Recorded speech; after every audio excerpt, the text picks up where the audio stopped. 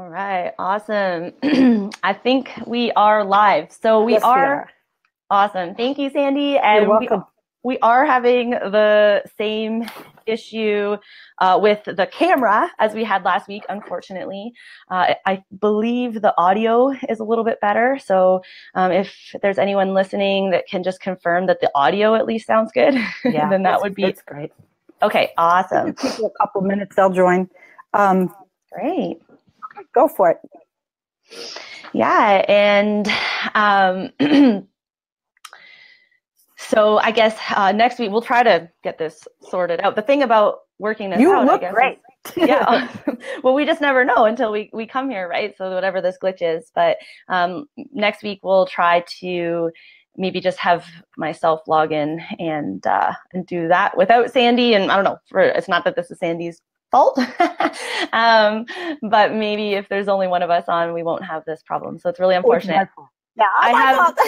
no, I have really, I think our Wi-Fi is really good this week too, so we can't blame that. So, But you see, you look fantastic. So you're looking at a blank screen, but just talk away and go for it. Dale's here and people are coming in. So awesome. Enjoy yourself. And I will let you know what they say. Perfect. Yes, please do that. And maybe I'll stop in and check in every little bit. So yeah, as long as you guys can see me, it doesn't matter if I can see myself or not. So yeah, welcome to Empowering Matters, guys. Thank you for being here. Just a reminder about what this show is all about. We came up with this name because I really believe that it is important to empower ourselves and empower others with information, but a lot of the information I like to share is really intuitive and comes from within. And I think we're really living in a time when we're surrounded by all sorts of information, and I think the best way to find our own personal truth is to go within and find what aligns with us and where we find peace in our values. So there's that, and then there's kind of there's multiple meanings with empowering matters. It's also about empowering matters that matter in the world, empowering topics. And more we're hearing people talk about living off the grid. And some people want to look at it as a trend. Some people have their own definitions about what living off the grid, really means. Some people think you need to be a certain amount of kilometers from town and you can't have a vehicle and you need to walk 50 miles each way to get to anything else. Some people have their own definitions of what it might be, but here on this show, guys, this isn't about anyone being right or wrong, certainly not myself trying to be right on any in particular topic, but just really about having an open conversation and allowing people to, like I said, find your own truth and what this might bring to you. Maybe it's just an interest. Maybe you are seriously thinking about moving off grid. And what's really cool in today's world is we're getting closer to homeowners being able to live off grid in urban settings. Because really, to me, the definition of off-grid means that you are providing your own power, that it might be that you're also providing your own water. Some people might think that you need to grow all of your own food to be off-grid. So I'll just start by sharing a little bit about my personal story. And please, if anything comes up for you, if you want to comment, what does living off the grid mean to you? Maybe have you thought about it? Are you living off grid? If you are living off grid, what are the challenges? What are the things you love about it? If you're thinking about it, what's preventing you from doing it?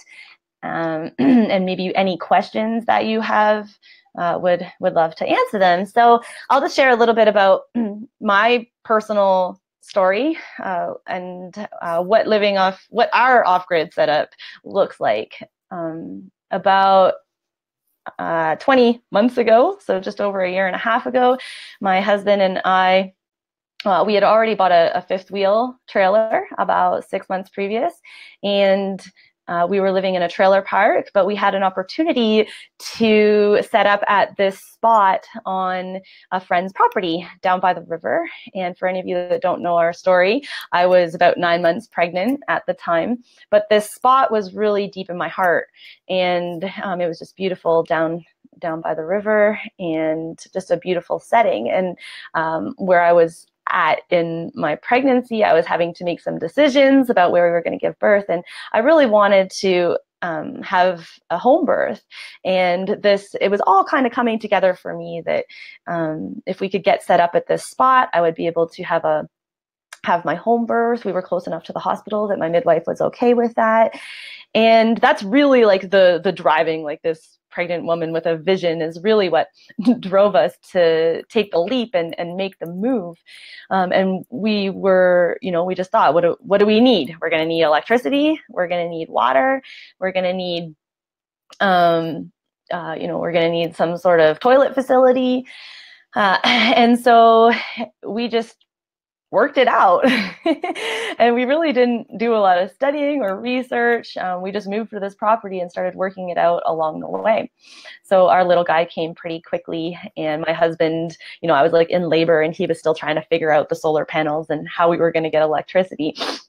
But, of course, there was a little bit of preparation before we made the move. We realized that we were going to, it was going to be really important in this type of setting to decrease our energy usage. So we started looking at our appliances, and you look on your counter, and you've got your toaster and your coffee maker, and we knew that anything that required heat definitely is heat appliances require the most energy. So when you start innovating and realizing, okay, so if we get rid of the coffee pot, well, we can still do stove top espresso, and we now have basically like a drip setup where you can just boil some water and you can make it a drip coffee if you want to make a larger pot. So there was a solution. And when we got rid of the toaster, well, we can just make our toast on the wood stove or in a pan. And some people might think that's a little less convenient, but it's really not that much. So we got rid of some of our appliances to offset our energy usage. Now our biggest draw on energy is our internet. So we do have Wi-Fi off-grid. And again, some people would argue that having, you're not off-grid if you have Wi-Fi. So we do have Wi-Fi. I still consider us to be off-grid. And that's our biggest energy consumption. We have for our stove, our stove as well as our fridge, we're using propane, and as well as our hot water heater. So our stove is strictly propane. Our fridge is actually, it's called a three-way fridge. So we can run it off of electricity, or we can run it off of propane.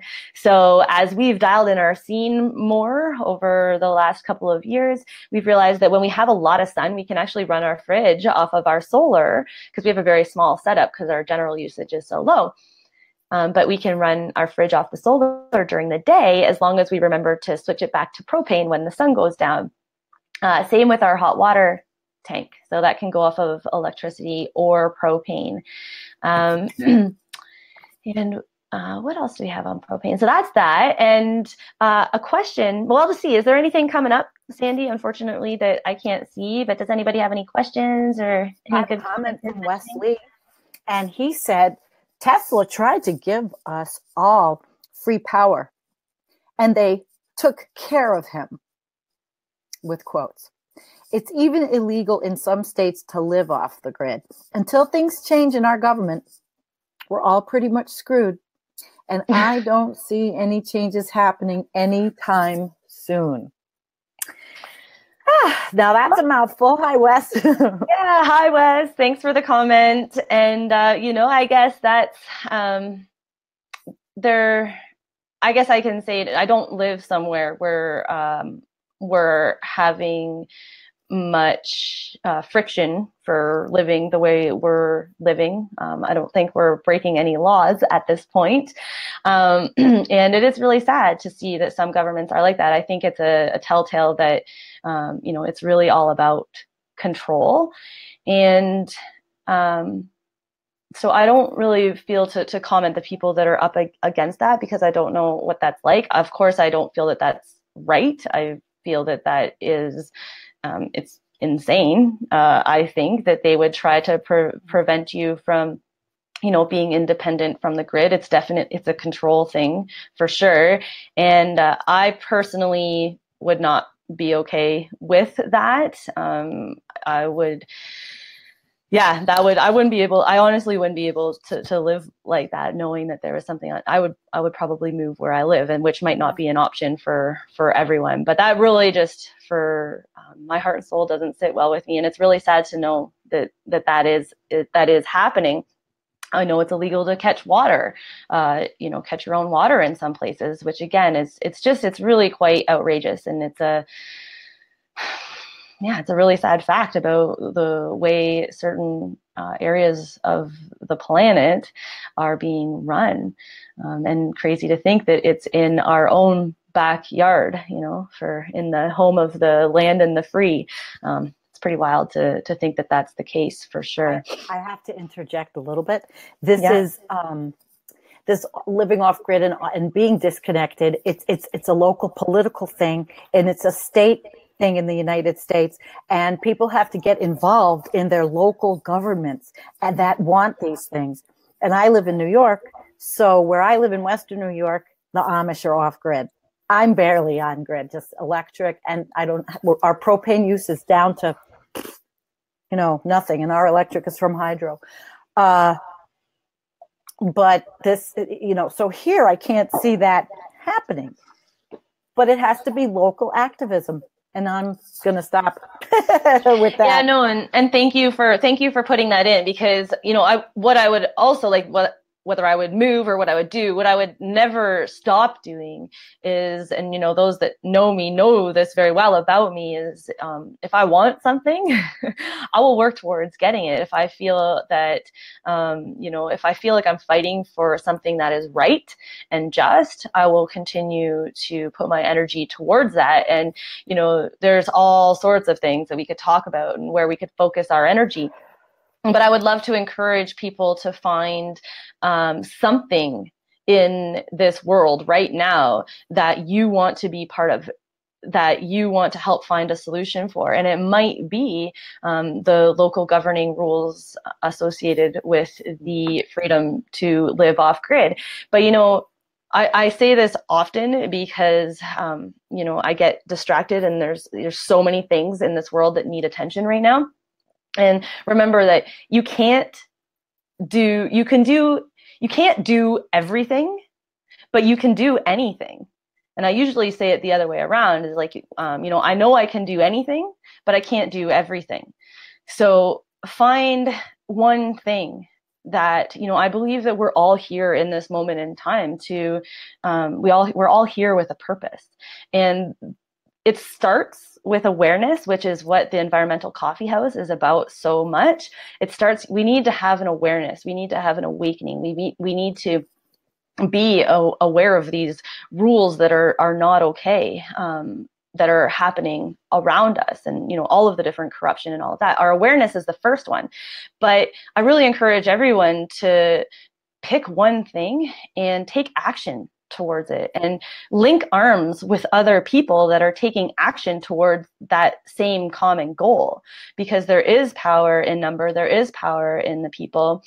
And there's lots of ways to do that, by being an activist, in your local community. Also being very conscious of how you spend your money every single month on every single thing that goes in and out of your home.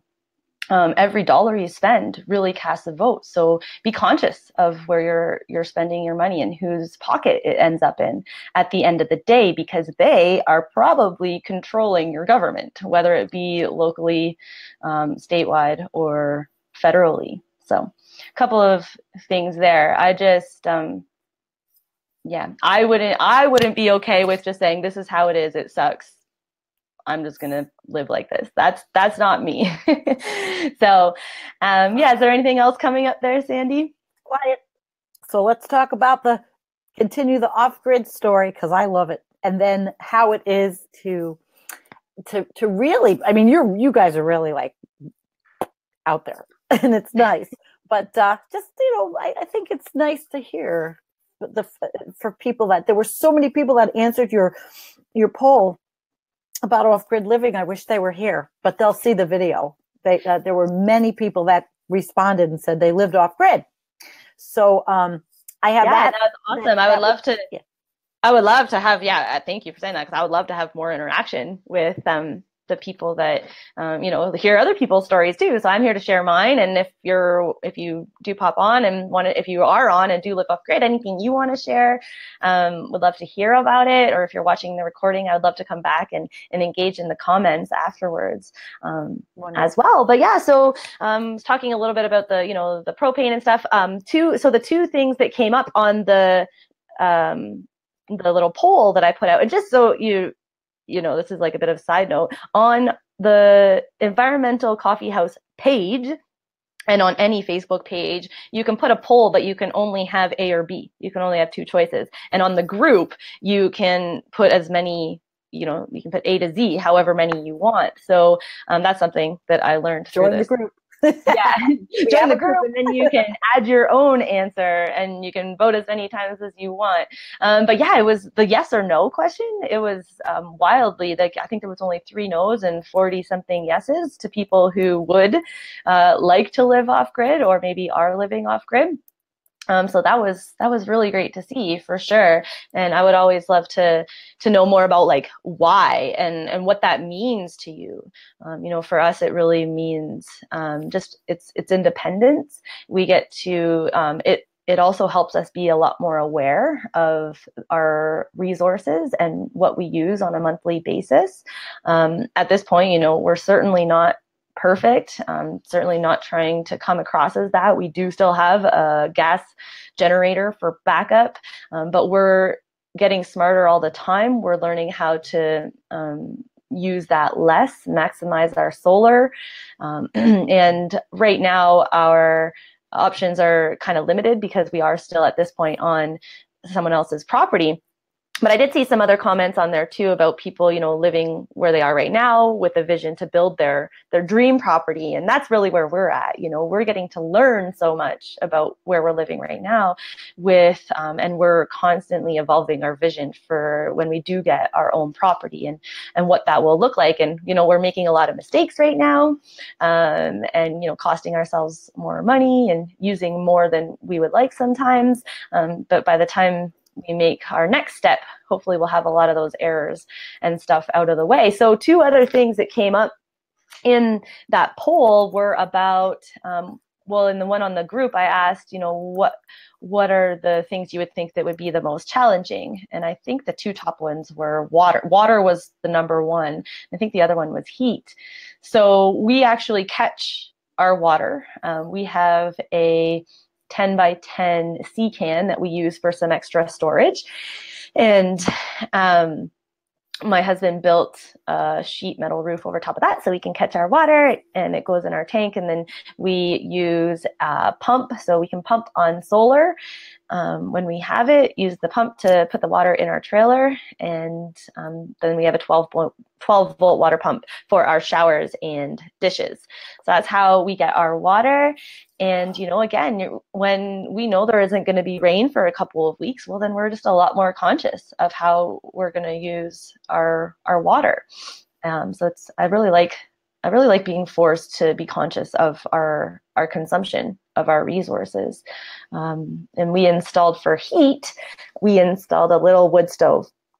So anyone that's seen my videos before, you always hear us talking about these. It's a little, they're made out of Quebec on the east side of Canada, and they're called Cubic Mini. So they're actually, you can actually get smaller ones. Ours is called Cubic Mini. I think there's one's a cub, and I think we must have the Grizzly. It's a cubic foot, and then there's a cub that's actually even smaller.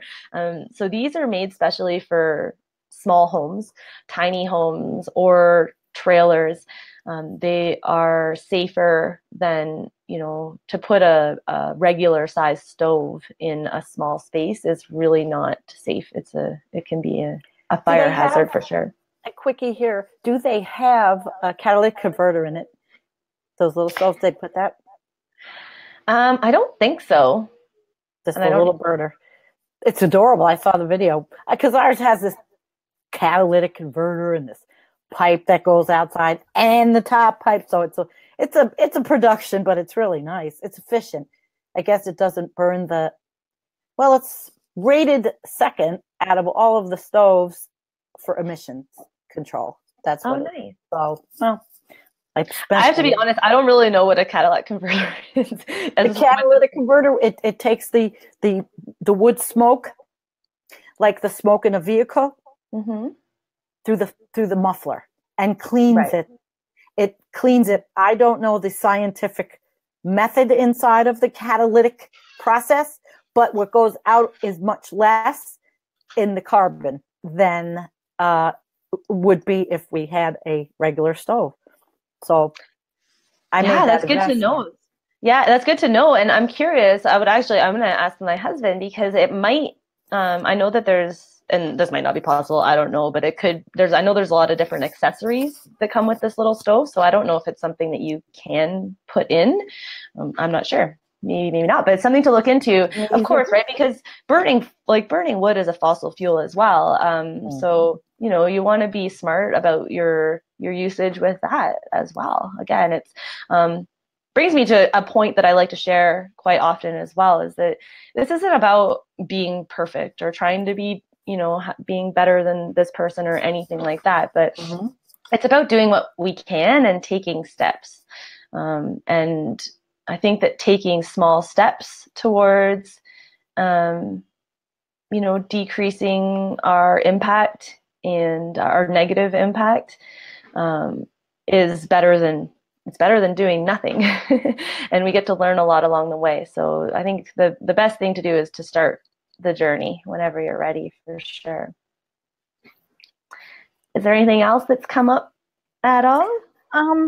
Well, let's see. Mindy's with us. Hey, Mind. Hi, Mindy. No, it's a very quiet day. What's probably going to happen is because it's early, 2:00. What is it? 1:00 Eastern, and it's morning, and people are at work. So, but they'll see this, and so if you have a topic you would like to go on to, we have another like 8 minutes. Yeah. So no, that's cool. I just want to make sure that people are engaged. If anybody does have a question, if there's anything you'd like to talk about. Also, I would love to hear if anybody ever has a topic that they would like to talk about, the following week. I'm not here to be a professional or an expert, let's say, in any particular area. I just want to host an open conversation. And I know it probably seems a lot one-sided here, but I would love to have more engagement. So if there's a topic that anyone would like to open up on our Empowering Matters, I would absolutely love to hold that floor. And it could even be a topic I don't know very much about, but I would love to always learn from you guys. Well, Mindy says she's enjoying learning and hearing. She's enjoying it, everything you talk about. So it's been pretty good so far. I have too. I'm enjoying it very much. And I think that people will. Awesome. When home from work. So yeah, and I can, I guess I could share a little bit more about, well, for those of you that don't know, I did start a blog a while ago. I've been a little bit quiet on it lately, but we also have a Facebook for Off Grid with a Kid. So offgridwithakid.com, or our Facebook page is Off Grid with a Kid. And we just really started, we do have a really unique, and a lot of people really enjoy our story because we really were just crazy and moved off grid and had a kid at the exact same time. And it was pretty wild. And honestly, our first year was really quite challenging because we didn't know how to live off grid and we didn't know how to be parents. So we really, really had to work it all out along the way. But on the other side of that, there's we've learned a lot, and I think we're stronger and more resilient because of the challenges that we had to face along the way. So I guess, another kind of lesson there is whatever it might be in your life, feel that you maybe don't need to have all of the answers right away. If it's something that feels it feels in alignment with your heart, even if it might be a little bit scary, if it's something in alignment with your values, and if you feel a little tugging from your inside, to just be brave and take that first step, and to know that, when you're on your right path in this life, I truly believe that you will be supported by the universe. And, everything we needed always showed up for us, no matter whether we stressed or didn't stress. Everything we needed to survive, it was always there for us. So, I guess maybe another little lesson, but we love raising Tayson the way we are. We're just about to start planting some seeds with him this year. He's just over a year and a half, so really fun age to go through that process with him, start planting some seeds and watch him see them grow, and getting to teach him about that kind of stuff. We always help him, he always helps us. We always involve him, and he helps us, with the firewood and stuff like that. So it's really great involving him, and over the next couple of years, as we can teach him more and more about the resources, we look forward to. That's exactly what you have to do, because our children need to have these skills, outdoors, growing, going forward. All public schools should not have, they should have a, growing and that kind of education for kids, sustenance, how to deal with climate change. And it's not happening. But, Mindy said something here earlier. This was cool. We were discussing Earth ships earlier. And do you know anything about that kind of structure? Not too much, no, but I know that they're doable. I know that there's lots of people who have done them before, and that, it would definitely be a really cool. I'm sure I don't even actually know a lot of the benefits of an Earth ship versus other types of buildings, but I would love to learn more. Well, that's Mindy. She and she's we were discussing it. We were discussing earlier a lot of different ways to live, besides just the house, different things. There was something I saw the other day called a berm house, and it's built mostly underground. The front is up, and then the rest of it all goes underground. And I thought that was way cool, because as a victim of a tornado, I don't know. I don't want it to happen again. A berm house would be awesome. Just bury it. But yeah, and I'm sure there's insulation benefits, and for staying cool in the heat and staying warm in the cold. I'm sure there's all sorts of incredible benefits. So lots of things to explore, for sure. Yeah. Well, let me see here. It is. Hang on. 28 minutes. Perfect. 30-minute show. Perfect. And I am giving it to you. Awesome. Well, yeah, I don't know if I would encourage you to, I know I mentioned a couple of videos, or I mentioned, about a couple of things about with our son and our Off Grid with a Kid page. So if you want to go check, I've got a really cool video of him helping us with the wood. And there's another I was going to mention, just about I think that there's, we're constantly hearing how happy Tayson is, and I took a cute little bit of him and I singing "If You're Happy and You Know It," and just a cute little vid to go and check out. And I really do think that living in nature and being involved in outdoors a lot and playing in puddles is our favorite thing to do. I think that is going to have a really positive impact on him, and I'm happy to share that with people and encourage other people to, and you don't need to live off grid to get your kid outside and stuff more, but it's kind of just our story is there. And yeah, please feel free to go check it out, follow our page there, and I look forward to having more conversations with you guys in the future. Great. So thanks so much for tuning in. And when we share this, it'll be watched. And the comment section will probably have some activity, and you can have fun with that. And everybody, thank you very much for coming and sharing. I know that we did a lot of sharing, and it's an odd time of the day, but this has been great. Thank you so much, Niekia. She's going to be on her own pretty soon with her own software, so you don't have to see me every show. And then I'll be able to interact more too, because I'll be able to see, and I think I'll be able to see the comments and stuff. So we'll get that figured out, hopefully maybe for next week. But thanks so much, guys, and I look forward to connecting with you all soon. Okay. Peace. Peace. Bye.